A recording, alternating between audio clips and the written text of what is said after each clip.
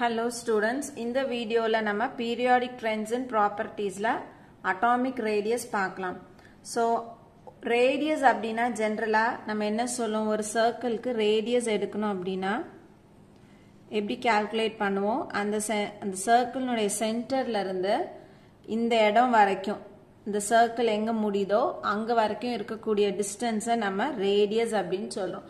So நம்ம ஜெனரலா ஒரு ஆட்டம் அப்படினு எடுத்துக்கிட்டோம்னா அத வந்து நம்ம ஸ்பெரிக்கல் ஷேப்ல தான் வந்துட்டு போடுறோம்.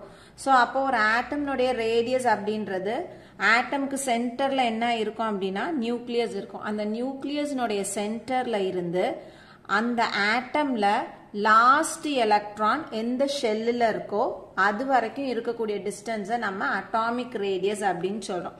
சோ அட்டாமிக் ரேடியஸ் அப்படின்றது it is the distance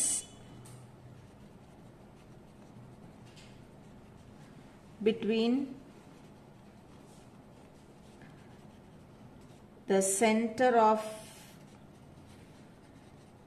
its nucleus and the outermost shell containing the valence electron. So atom நோடிய அந்த nucleus நோடிய சென்டர்ல இருந்து outermost shellல எந்த இடத்துல valence electron அதாவது last electron இருக்கோ அது வரைக்கும் எவ்வளவு distance இருக்கோ அதை நம்ம atomic radius அப்படினு சொல்றோம். சோ இப்போ இந்த atomic radius எல்லா விதமான ஆட்டம்க்கும் நம்மளால டைரக்ட்டா வந்து மெஷர் பண்ண முடியுமா அப்படினா இல்ல. நோபல் கேஸஸ் தவிர்த்து மீதி இருக்கக்கூடிய ஆட்டம்ஸ்க்கு நம்ம டைரக்ட்டா atomic radius கால்குலேட் பண்ண முடியாது. சோ atomic radius அப்ப எப்படி கால்குலேட் பண்றது அப்படினா atomic radius நம்ம in terms of covalent radius ஆகவோ அல்லது மெட்டாலிக் ரேடியஸ் ஆகவோ கால்குலேட் பண்ணலாம். சோ எப்படி வந்து நம்ம கோவலன்ட் ரேடியஸ் மெட்டாலிக் ரேடியஸ் அப்படினு சொல்றோம் அப்படினா ஆட்டம்க்கு நடுவுல ரெண்டு ஆட்டம் ஒண்ணா கம்பைன் ஆகுது அப்படினா அந்த ரெண்டு ஆட்டம்க்கு நடுவுல என்ன மாதிரியான டைப் ஆஃப் பாண்டிங் இருக்குது அப்படின்றத பொறுத்து நம்ம கோவலண்டா அல்லது மெட்டாலிக் ரேடியஸான்னு பார்க்க போறோம். சோ ரெண்டு ஆட்டம் கோவலன்ட் பாண்ட் மூலமா லிங்க் ஆயிருக்கு, கனெக்ட் ஆயிருக்கு, பைண்ட் ஆயிருக்கு அப்படின்னா அங்க நம்ம ஆட்டம்க்கு ரேடியஸ் எதை பார்க்கணும்னா கோவலன்ட் ரேடியஸ்ன்னு பார்க்க போறோம். அதே ஒரு மெட்டாலிக் கிறிஸ்டல் எடுத்துக்கிட்டோம் அப்படின்னா ரெண்டு மெட்டல்ஸுக்கு நடுவுல இருக்கக்கூடிய அதாவது அட்ஜசன்ட் மெட்டலுக்கு நடுவுல இருக்கக்கூடிய டிஸ்டன்ஸை வச்சு அதாவது மெட்டாலிக் பாண்டு அதுல இருக்கக்கூடிய அந்த மெட்டலினுடைய சென்டர் டு லாஸ்ட் எலக்ட்ரான் வரைக்கும் இருக்கக்கூடிய டிஸ்டன்ஸை நம்ம எடுத்து ரேடியஸ் கால்குலேட் பண்றோம்னா அதை மெட்டாலிக் ரேடியஸ் அப்படின்னு சொன்னோம். ஸோ ஜென்ரலா மெட்டல்ஸ்ல நம்ம மெட்டாலிக் ரேடியஸ் கால்குலேட் பண்ணுவோம். கோவலன்ட் காம்பவுண்ட்ஸ் வரும் பொழுது அந்த இடத்துல நம்ம கோவலன்ட் ரேடியஸ் பார்ப்போம். ஸோ இப்போ நம்ம ஃபர்ஸ்ட் இதுல கோவலன்ட் ரேடியஸ்னா என்னன்னு பார்த்துருவோம்.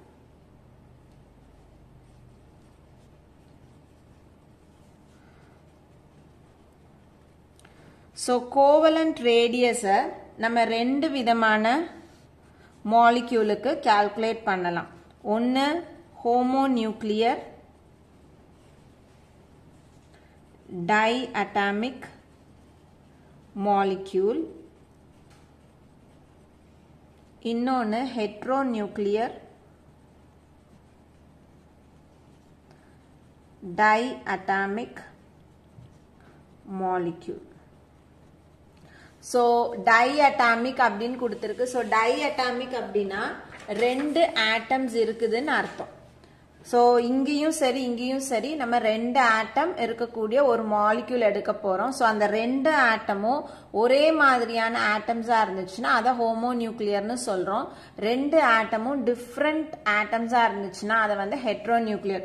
சோ இங்க நம்ம எக்ஸாம்பிளுக்கு சொல்லணும்னா Cl2, F2, Br2 அதெல்லாம் சொல்லலாம். சோ ரெண்டு குளோரின் ரெண்டுமே ஒரே மாதிரியான ஆட்டம்ஸ். இங்க எக்ஸாம்பிள் எடுத்துக்கிட்டோம்னா HCl, NaCl அந்த மாதிரி எடுத்துக்கலாம். எடுத்துக்கிட்ட ரெண்டு ஆட்டம்ஸும் டிஃப்ரெண்ட் ஆட்டம்ஸா இருக்கு. ஆனா ரெண்டுத்துலயுமே ரெண்டு ஆட்டம்ஸ் இருக்கிறதுனால இதை டயட்டாமிக் அப்படின்னு நம்ம சொல்றோம். சோ நம்ம ஃபர்ஸ்ட் ஹோமோநியூக்ளியர் பார்த்துடலாம், அதுக்கப்புறமா ஹெட்ரோநியூக்ளியர் பார்க்கலாம். சோ ஹோமோநியூக்ளியர் டயட்டாமிக் மாலிக்யூல்ஸ் அப்படின்னா அதை நம்ம ஜென்ரலா A2 அப்படின்னு சொல்லலாம். அப்படின்னா என்ன அர்த்தம்? A பாண்ட்னு அர்த்தம். சோ இந்த ஏக்கும் நடுவுல கோவலன்ட் பாண்ட் இருக்குது அப்படின்னா நம்ம வந்து கோவலன்ட் ரேடியஸ் கால்குலேட் பண்ணலாம். சோ இப்போ நம்ம இந்த ரெண்டு ஆட்டம் ஏவும் இன்னொரு ஆட்டம் ஏவும் இப்படி ஒன்னோட ஒன்னு கான்டாக்ட்ல இருக்குன்னு நம்ம அசியூம் பண்ணிக்கிறோம். இப்போ இந்த ஆட்டமே, சோ இது ஆட்டமே, இது இன்னொரு ஆட்டமே, இந்த ஆட்டம்னுடைய நியூக்ளியஸ் சென்டர்ல இருந்து இந்த ஆட்டம்னுடைய நியூக்ளியஸ் சென்டர் வரைக்கும் இருக்கக்கூடிய டிஸ்டன்ஸ். சோ இதை நம்ம என்னன்னு சொல்லலாம் அப்படின்னா DAA அப்படின்னு சொல்லலாம். சோ இந்த நியூக்ளியஸ்ல இருந்து இந்த நியூக்ளியஸ் வரைக்கும் இருக்கக்கூடிய டிஸ்டன்ஸை நம்ம இன்டர் நியூக்ளியர் டிஸ்டன்ஸ் அப்படின்னு சொல்றோம். So inter nuclear distance between two atoms. சோ இது வந்துட்டு DAA அப்படின்னா இந்த ஹோலும் DAA அப்படின்னா இந்த சென்டர்ல இருந்து இங்க வரைக்கும் இருக்கிறத நம்ம என்னன்னு சொல்லலாம்? இந்த ஆட்டம்னுடைய ரேடியஸ். So RA. இங்க இருந்து இங்க வரைக்கும் இருக்கிறத நம்ம என்னன்னு சொல்லலாம்? இந்த ஆட்டம்னுடைய ரேடியஸ். அப்போ RA அப்படின்றது ரேடியஸ்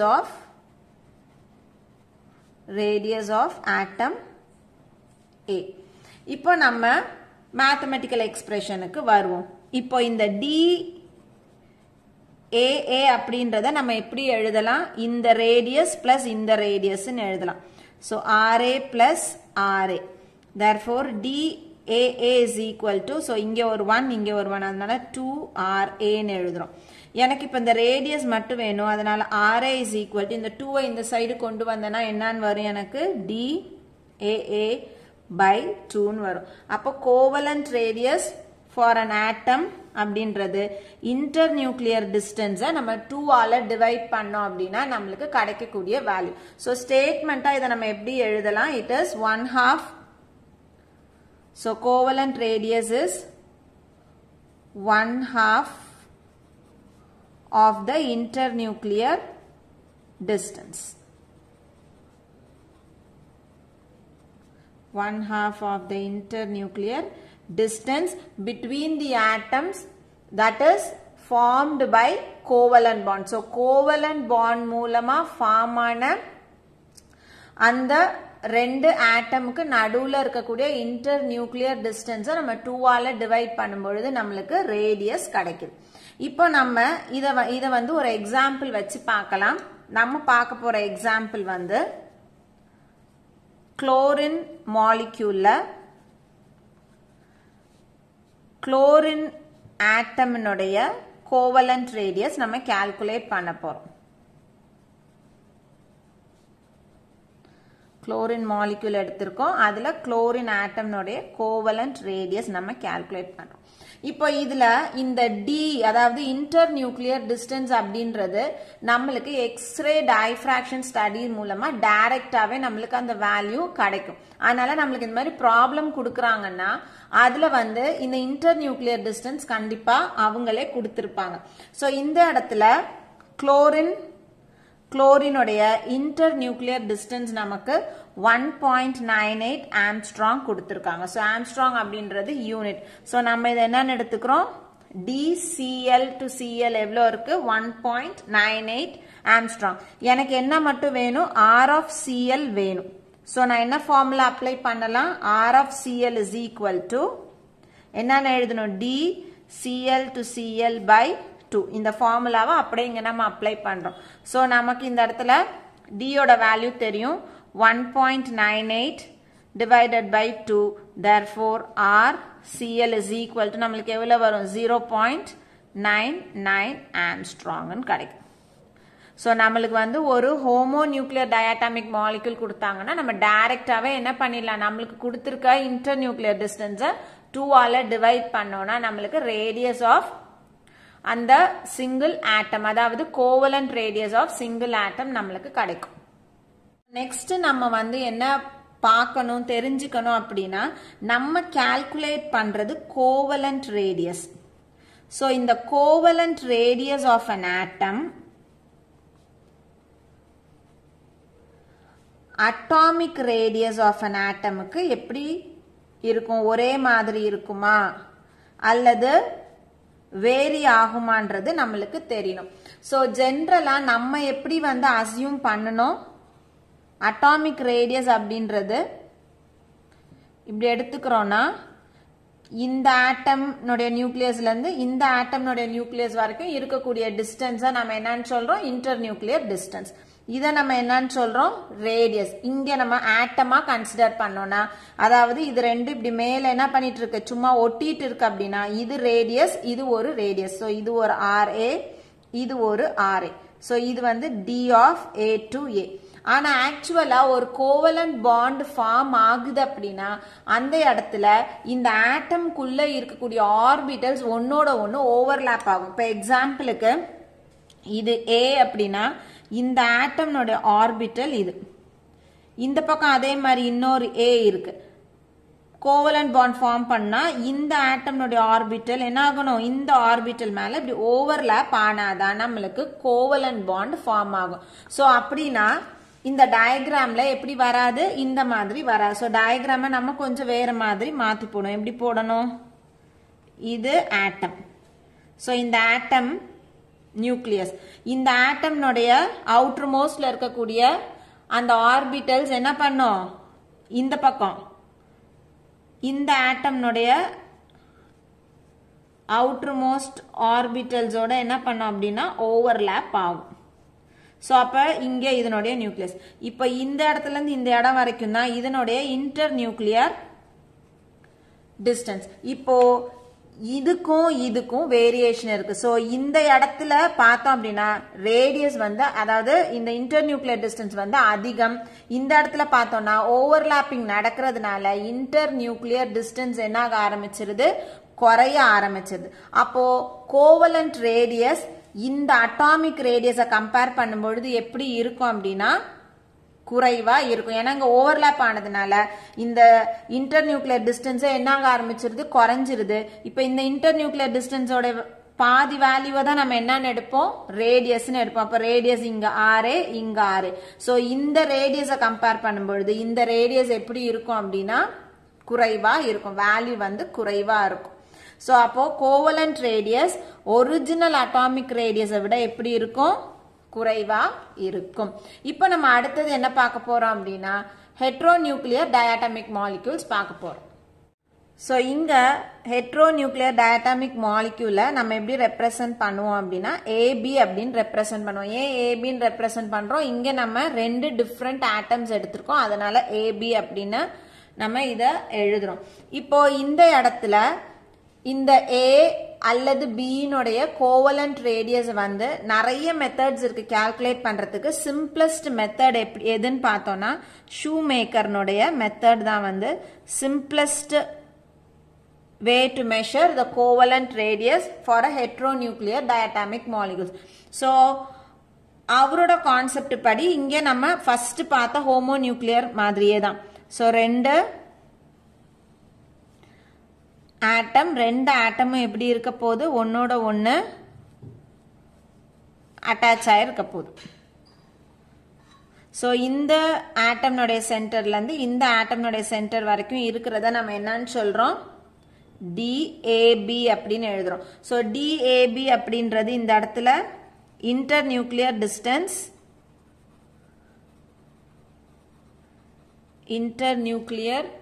டிஸ்டன்ஸ்,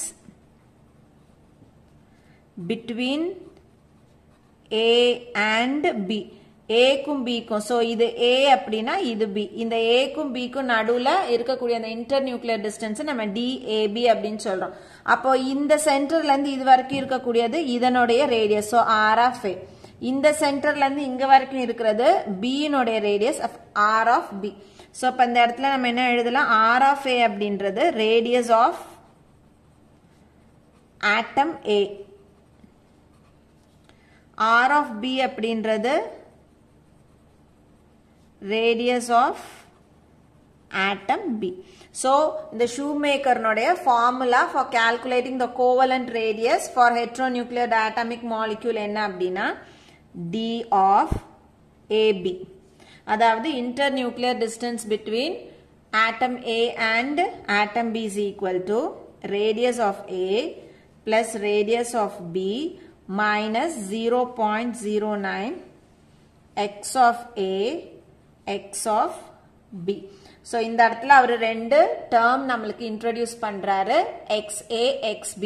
So X அப்படின்றது எலக்ட்ரோநெகட்டிவிட்டி அப்படி நம்ம சொல்றோம். So XA அப்படினா electronegative value of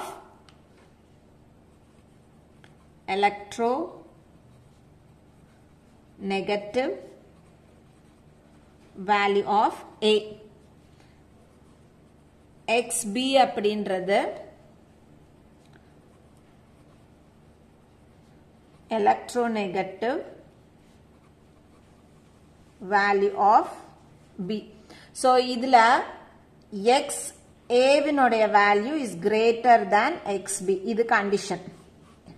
சரியா? So first எழுதுற electronegative value ரெண்டாவது இருக்கக்கூடிய electronegative value விட எப்படி இருக்குது? ஹையா இருக்கு. இப்போ நம்ம இந்த ஃபார்முலாவை என்ன பண்ண போறோம்? யூஸ் பண்ணி ஒரு ஹெட்ரோநியூக்ளியர் டயட்டாமிக் மாலிக்யூலுக்கு கோவலன்ட் ரேடியஸ் கால்குலேட் பண்ணலாம். ஸோ நம்ம எடுத்துக்கிற எக்ஸாம்பிள் எது எடுத்துக்க போறோம் அப்படின்னா எக்ஸாம்பிளுக்கு நம்ம covalent radius for hydrogen calculate பண்ண போறோம். சரியா? ஃபார் ஹைட்ரஜன் கால்குலேட் பண்ண போறோம். நமக்கு கொடுத்திருக்க டயட்டாமிக் மாலிக்யூல் என்ன கொடுத்திருக்காங்கன்னா HCl கொடுத்திருக்காங்க.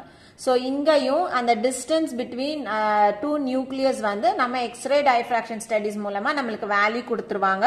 ஸோ DHCl எவ்வளோ கொடுத்துருக்காங்கன்னா 1.28 ஆம்ஸ்ட்ராங் கொடுத்துருக்காங்க. அதே மாதிரி எலக்ட்ரோநெகட்டிவ் வேல்யூ ஃபார் ஹைட்ரஜனும் சிஎலும் நம்மளுக்கு கொடுத்துருக்காங்க.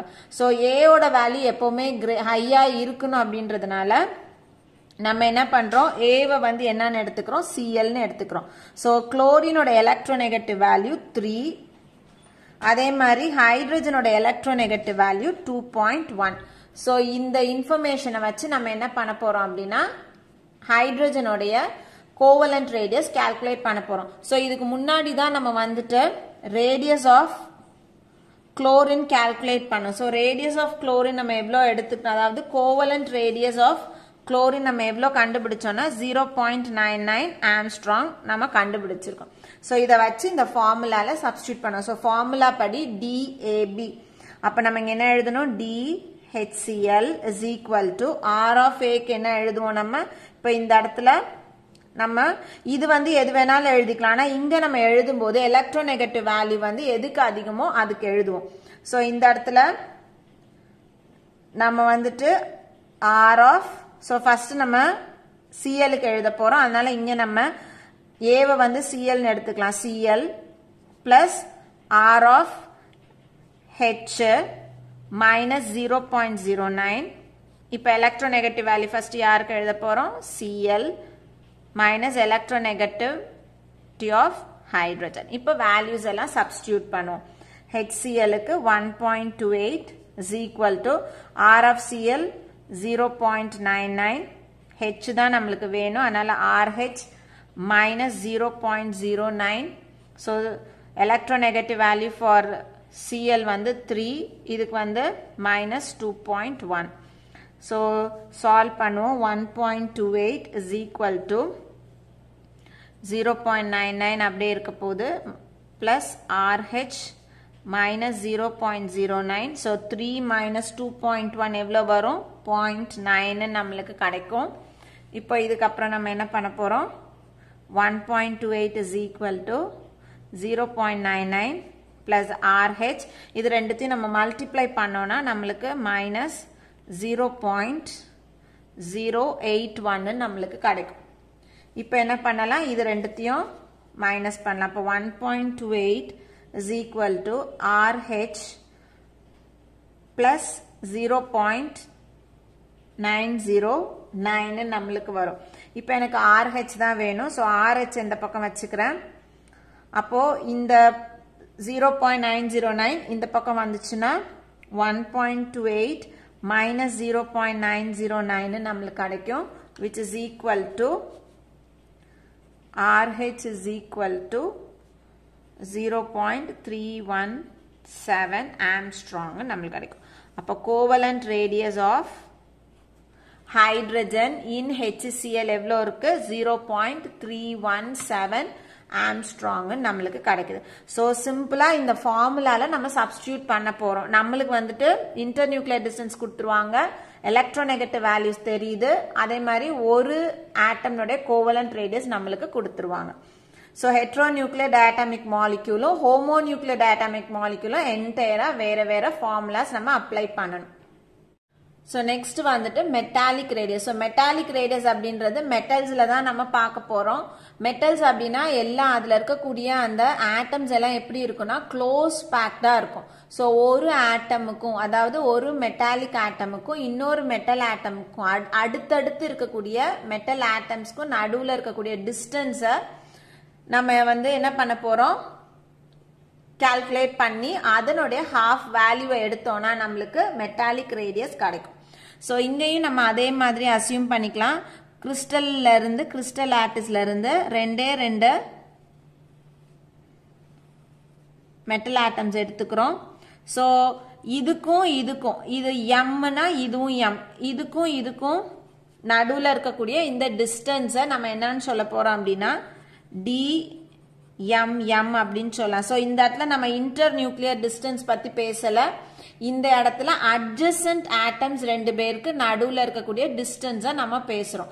அதனால இங்க வந்து நம்ம எழுதும் போது distance between two adjacent metal atoms. So closed பேக்ட்னா இப்படி இருக்கும். சரி, அப்படி இல்லைன்னா நம்ம இப்படி கூட அசியூம் பண்ணிக்கலாம், கொஞ்சம் கேப் விட்டும்.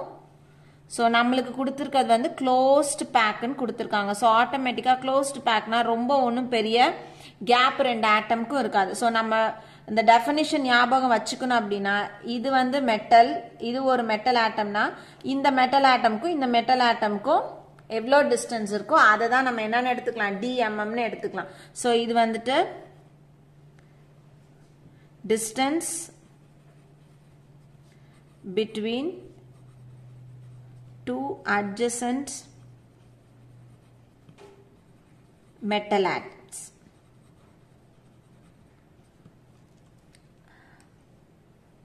இப்போ இதை எப்படி நம்ம கால்குலேட் பண்றது? அப்போ மெட்டாலிக் ரேடியஸ் எப்படி கால்குலேட் பண்றது அப்படின்னா, so metallic radius is equal to இந்த டிஸ்டன்ஸ் DMM பை நம்ம என்ன போடணும்னா 2ன்னு போட்டோம்னா, இந்த டிஸ்டன்ஸ் டிவைடட் பை 2 போட்டோம் அப்படின்னா இந்த மெட்டலினுடைய ரேடியஸ் நம்மளுக்கு கிடைக்கும். ஸோ மெட்டாலிக் பாண்ட் மூலமா ஃபார்ம் ஆகின இந்த மெட்டல்ஸ்க்கு நடுவில் இருக்கக்கூடிய ரேடியஸை நம்ம கால்குலேட் பண்ணலாம். ஸோ மெட்டாலிக் ரேடியஸ்னா நம்மளுக்கு கொடுத்துருக்க டிஸ்டன்ஸை 2ஆல டிவைட் பண்ணா போதும். ஸோ இதை டெஃபினிஷனா நம்ம சொல்றோம் அப்படின்னா எப்படி சொல்லலாம்? 1 it is defined as the 1/2 of the distance between two adjacent metal atoms in the closely packed metallic crystal lattice.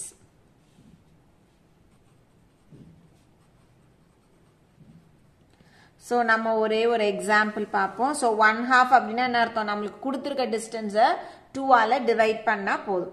So example வந்துட்டு நம்ம வந்து காப்பர் எடுத்துக்குவோம். காப்பருக்கு மெட்டாலிக் ரேடியஸ் கால்குலேட் பண்ண போறோம். ஸோ மெட்டாலிக் ரேடியஸ்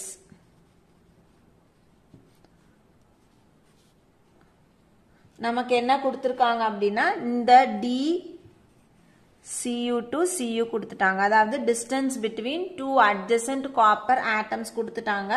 எவ்வளோ கொடுத்துருக்காங்க அப்படின்னா 2.56 ஆம்ஸ்ட்ராங் கொடுத்துட்டாங்க. நம்ம ஒரு காப்பர்னுடைய மெட்டாலிக் ரேடியஸ் கால்குலேட் பண்ண போறோம். So metallic radius of copper. என்ன substitute பண்ணணும்? இந்த dCu to Cu by 2. So நமக்கு value தெரியும் 2.56 by 2 which is equal to 1.28 Armstrong. So இது வந்து metallic radius. So metallic radiusum covalent radiusum calculate பண்ணனும் அப்படினா இந்த ஆட்டம்க்கு நடுவுல என்ன மாதிரியான பாண்டிங் இருக்கு, நேச்சர் ஆஃப் பாண்டிங்கை பொறுத்து தான் நம்ம வந்துட்டு கோவலண்டா அல்லது மெட்டாலிக் ரேடியஸான்றதை பார்க்கணும். ஜென்ரலா மெட்டல்ஸ்ன்னு வந்துட்டாலே அங்க நம்ம மெட்டாலிக் ரேடியஸ் கால்குலேட் பண்ணுவோம். கோவலண்ட் பாண்ட் ஃபார்ம் ஆயிருந்துச்சுன்னா அந்த இடத்துல நம்ம கோவலண்ட் ரேடியஸ் கால்குலேட் பண்ண போறோம். ஸோ இந்த பீரியாடிக் ட்ரெண்ட்ல அட்டாமிக் ரேடியஸ் எல்லாருக்கும் புரிஞ்சிருக்கும்னு நினைக்கிறேன். தேங்க்யூ.